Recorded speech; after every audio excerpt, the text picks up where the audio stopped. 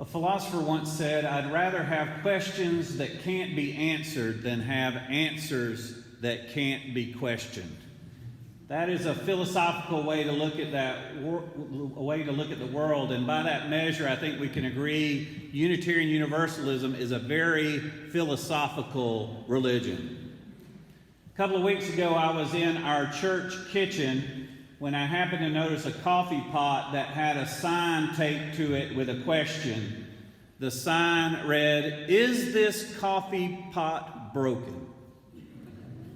And it occurred to me that if I were in another church and in another tradition, the sign probably would have been a declarative sentence telling me that the coffee pot was broken. But instead, in the Unitarian Universalist Church, we prefer to ask a question, to pose the question for you and let you come up with the answers all on your own. Now, philosophical types like to ask a lot of questions, and you can't get philosophers to agree on a lot of things. You can't get philosophers to agree on the big metaphysical questions like, is there a God, or is there life after death, or is this coffee pot broken? You can't get the philosophers of the world to agree on those big questions. However, philosophers tend to agree on some of the more practical aspects of life. Indeed, whenever I recently taught a class on what the philosophers of the world have to tell us about finding happiness. And one of the things that you find in various schools of thought is that all major philosophers have an essay on friendship and how important friendship is for a meaningful life, that a life full of meaning must be a life full of friends. So this morning, I want to take a little bit of time and talk about a friend of mine, a friend named Kaheen. And it's my hope as I share memories and stories about my friend that it will rekindle in your mind a friend that you know, someone that you might want to reach out to during this season. In many churches, it's common for the minister to talk about a book or a holy scripture that they've learned from. Today, I want to talk about what I've learned from a friend. Now, a few years ago, I was talking with a fellow Unitarian Universalist minister, and I was saying that I was interested in going to this ministers' conference that was in Ottawa, Canada, and I was thinking about staying one extra week so that I could visit with my old college buddy, Kaheen. But I was a little worried because Kaheen and I weren't always very good influences on each other. And my minister friend said, "Well, if you aren't good influences on each other, maybe you should stay for 2 weeks." I followed that advice. But before I tell you about that reunion, let me tell you about the Kaheen I knew in college before we were reunited in more recent times. I met Kaheen when we were both undergraduate students at the University of Tennessee, and I had signed up for the cheapest dorm on campus, which then was Melrose Hall, which turns out is the most international dorm, or was at that time. And I made friends from all around the world. Kaheen was from Somalia in the Horn of Africa. Kaheen looked kind of like a young Frederick Douglass or an African Karl Marx, which is to say that his big shock of hair seemed to presage the radical ideas in his head. Kaheen was a philosopher, a young man with many ideas. Kaheen's father had been a diplomat for Somalia, and so he'd grown up living in places like Egypt and Saudi Arabia and India, and he always had stories to tell of a very interesting childhood, like going to see the pyramids of Egypt as a child, or running away from a boarding school in India and encountering a python on the way, or what it's like to be in a very nice air-conditioned car in the middle of a Saudi Arabian summer and know you've got to run to the door of your house to escape the heat. Kaheen is Muslim, and yet he very well may be the first Universalist I ever met. Indeed, when I hear the poetry of Hafez, it feels like an old friend speaking to me. When I was in college, I was an atheist. I was a skeptic, I was a materialist, and I was not shy about sharing these ideas with others. I was evangelical in that way. And Kaheen said to me, Chris, I've lived all over the world. I have been to churches, I have been to mosques, I've been to synagogues, and I've been to temples. And in every single one of them, I've felt a holy presence. That's a kind of universalism. Kaheen was Muslim, but he was not a legalist. I asked him if he ever went to the mosque, and he said, Chris, if you're Muslim and you live in Knoxville and you go to the mosque, that is all you will ever do. And so he preferred to circulate in the larger world and immerse himself in the culture that he was in any given time. And he liked to be around people with many different ideas from many different faiths and from many different cultures. And this may explain why he threw really great parties. Now, to explain Kaheen's parties, I got to back up and explain more, because he lived in the Fort Sanders neighborhood. And if you know anything about Fort Sanders, all the students that live there, you know that at the end of the semester, people take out their couches that they no longer want and set them on the curb for the garbage people to pick up or anybody to pick up. And Kaheen was always on the lookout for a good couch.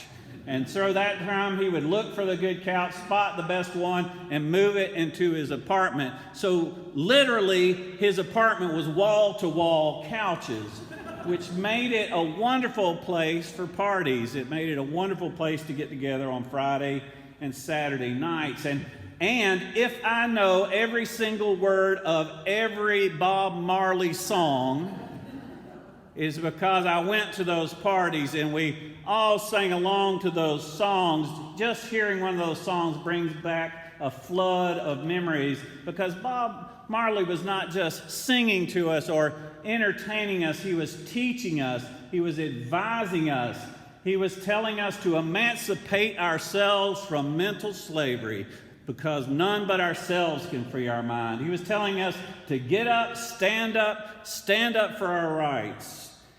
His music was an education. And Kaheen loved to cook for these parties. And he had this spice in his kitchen, and maybe you've seen it before. It comes in a container about, so big, and it's a collection of spices called Praise Allah.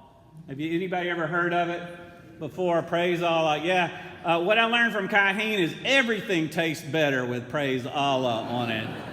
It didn't matter if it was meat or vegetables or what it was. You could sprinkle a little bit of Praise Allah on it. You know what? In this age of Islamophobia, you can't find Praise Allah anymore. They had to rename the spice, because in the popular mind, those words, Praise Allah, might engender fear or worry or anxiety about terrorism. But I have to tell you, I have the opposite impulse. Whenever I hear those words, Praise Allah, I think about great food, great friends, and great times. Kaheen was able to finance these parties because he was an entrepreneur. And on football Saturdays, he would charge for parking outside of his house, even though he didn't own the house or the parking lot. But it was quite a windfall for those parties. I think that was we owe a debt of gratitude to that form of socialism that he practiced. He's Muslim, but not a legalist, especially around the strict prohibition about drinking alcohol. However, Kaheen, not every night at Kaheen's house was a party. I remember one night sitting in his house. It was just Kaheen and I sitting there like students with no money and nothing to do. We were bored. We were broke. We couldn't think of anything to do. We were sitting there, and we'd run out of ideas. So Kaheen said, I will check my mail. And he went outside and he got some envelopes out of his mailbox and thumbed through the envelopes, and he opened one and he pulled out a credit card, which a gas station had sent him unsolicited. He never applied for it, but a gas station sent him a credit card with his name on it. And he looked at it for a minute and said, do gas stations sell beer? Well, let's just say the night got a lot more interesting after that.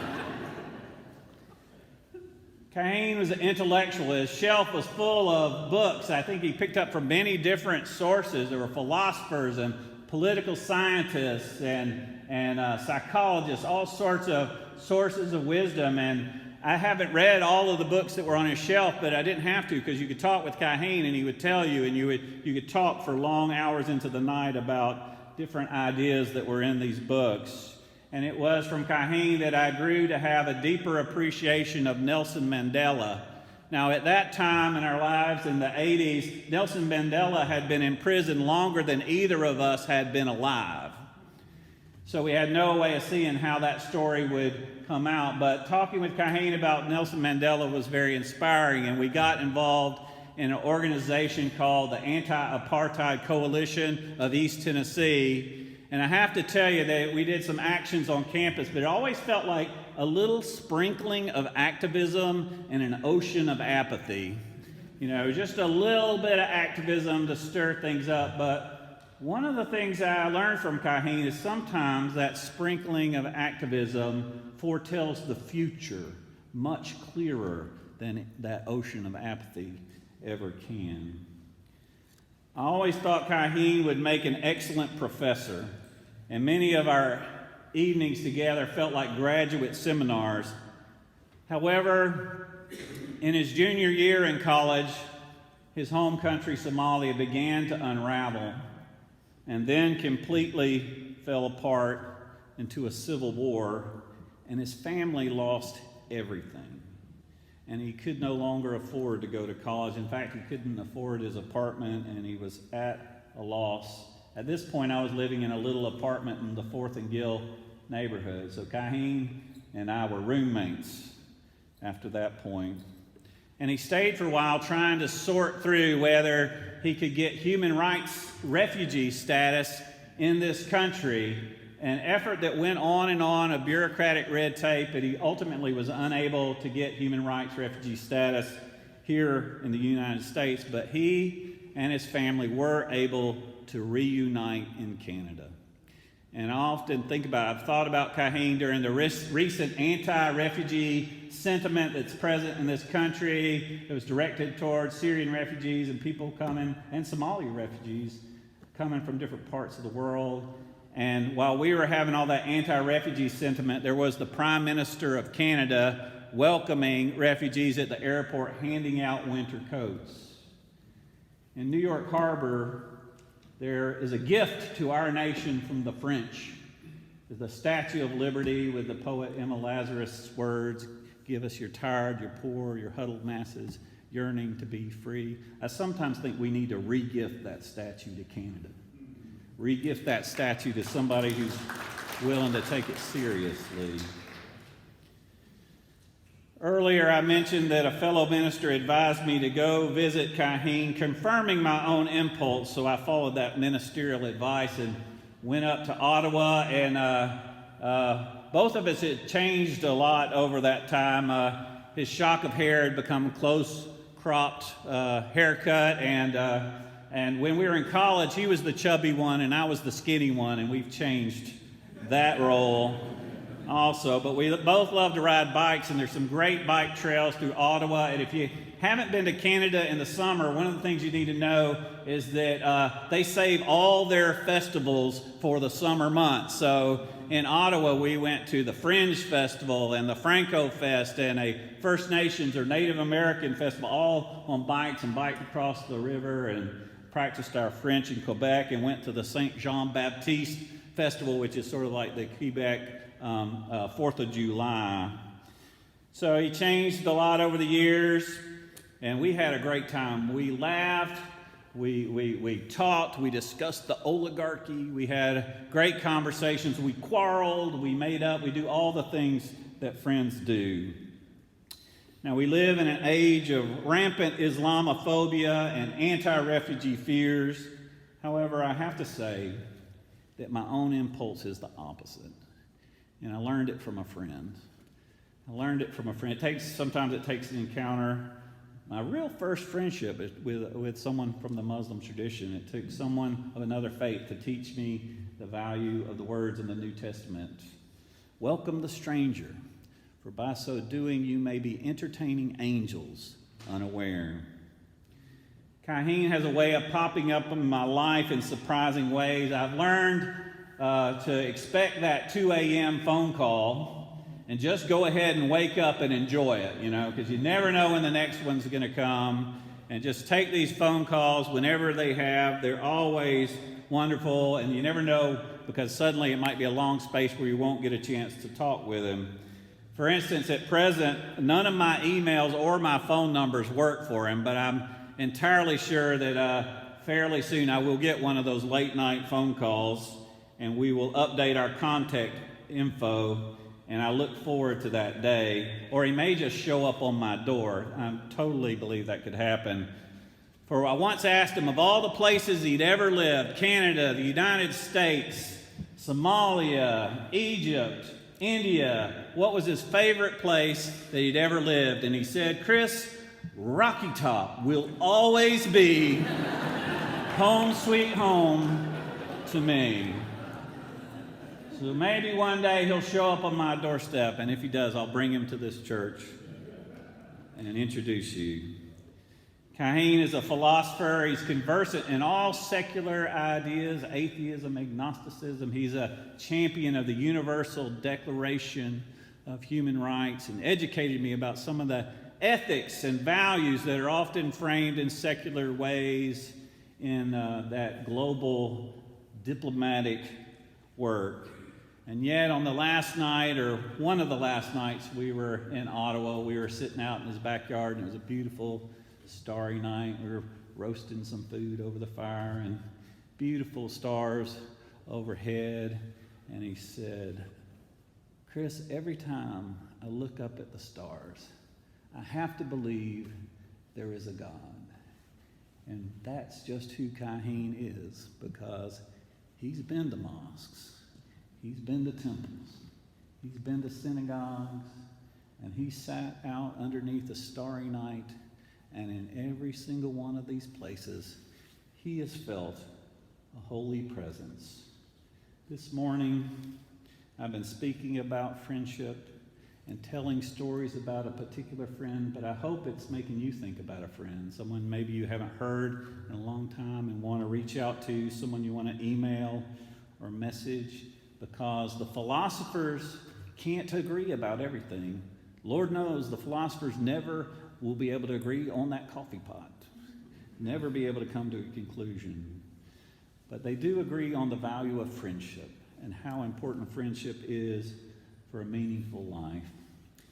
A couple of weeks ago, I was in Fort Collins, Colorado, visiting my son and his family and my grandchild, and we went to an interfaith Friendsgiving.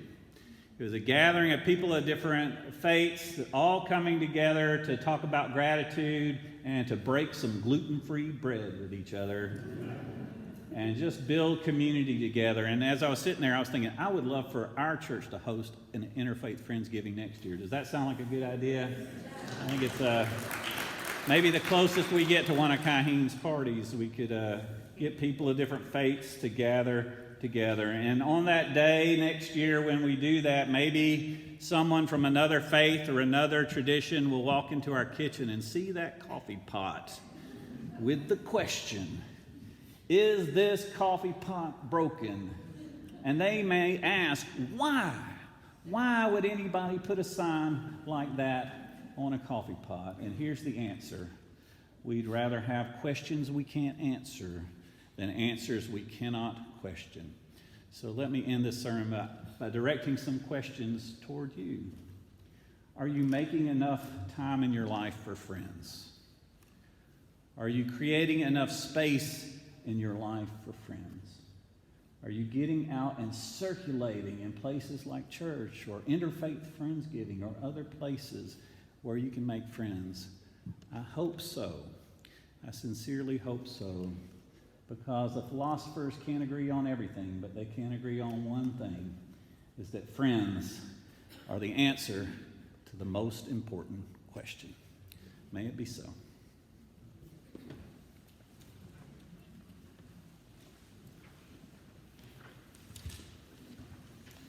Please turn with me to hymn number 407. We're going to sit at the welcome table. This is a joyful song, so cut loose.